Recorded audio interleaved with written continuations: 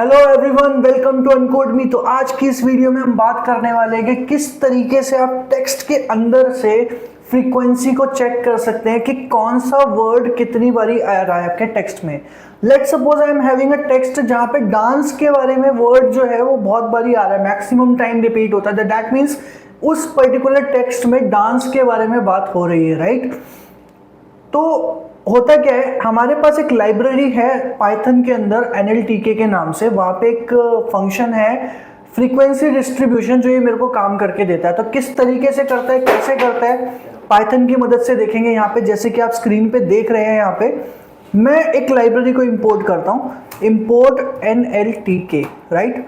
ये लाइब्रेरी मेरे पास आ गई और मेरे पास एक टेक्स्ट वन नाम से एक टेक्स्ट पड़ा हुआ है जो बहुत बड़ा एक टेक्स्ट है। मुझे नहीं पता कि कौन सा वर्ड इसमें कितनी बारी आ रहा है, राइट। और मुझे जानना है कि कौन सा वर्ड, कौन सा पर्टिकुलर वर्ड मेरा कितनी बारी आ रहा है। तो उसके लिए मुझे क्या चाहिए होता है, लिस्ट ऑफ वर्ड चाहिए पहली चीज़। और लिस्ट ऑफ वर्ड निकालने के लिए मुझे कौन सा फंक्शन है स्ट्रिंग के अंदर जो मेरा ये काम करके देगा, that is dot split function.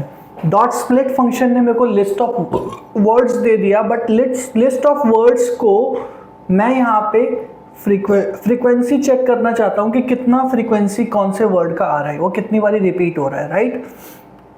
तो मैं क्या करूँगा, इसी टेक्स्ट को पास ऑन करूँगा कहाँ पे, इस लिस्ट को कहाँ पे पास ऑन करूँगा, अपने NLTK वाली लाइब्रेरी के अंदर एक फंक्शन है फ्रीक्वेंसी डिस्ट्रीब्यूशन करके।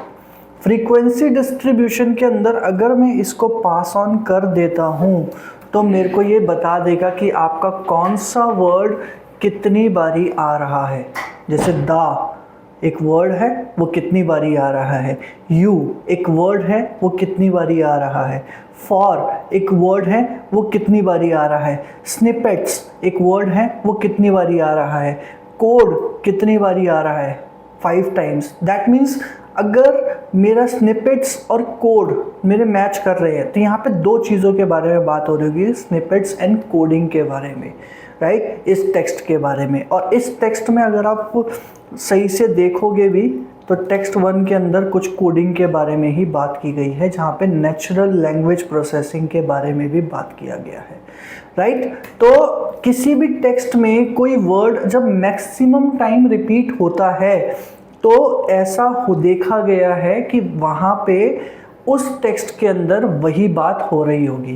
तो नेचुरल लैंग्वेज प्रोसेसिंग में ये सब चीज़ें करते टाइम जब हम टेक्स्ट से कुछ प्रेडिक्शंस जनरेट करते हैं तो वर्ड का फ्रीक्वेंसी भी बहुत मैटर करता है उस टाइम पीरियड में टेक्स्ट को जज करने के लिए। तो गाइस, उस टाइम पीरियड में हमारे ये फंक्शन बहुत काम आता है जब आप प्री प्रोसेसिंग के साथ टेक्स्ट को काम करते हो। बाकी मिलते हैं नेक्स्ट वीडियो में और इंटरेस्टिंग टॉपिक के साथ। अगर आप कोई भी टॉपिक NLP से रिलेटेड या फिर डेटा साइंस से रिलेटेड जानना चाहते हैं तो आप अपने कमेंट सेक्शन में मेंशन कर सकते हैं। बाकी अगर आप भी IT में करियर ढूंढ रहे हैं तो आप हमारे दिए गए नंबर पे कॉल कर सकते हैं। जैसे ही वीडियो कंप्लीट होगी आपको नंबर शो हो जाएगा।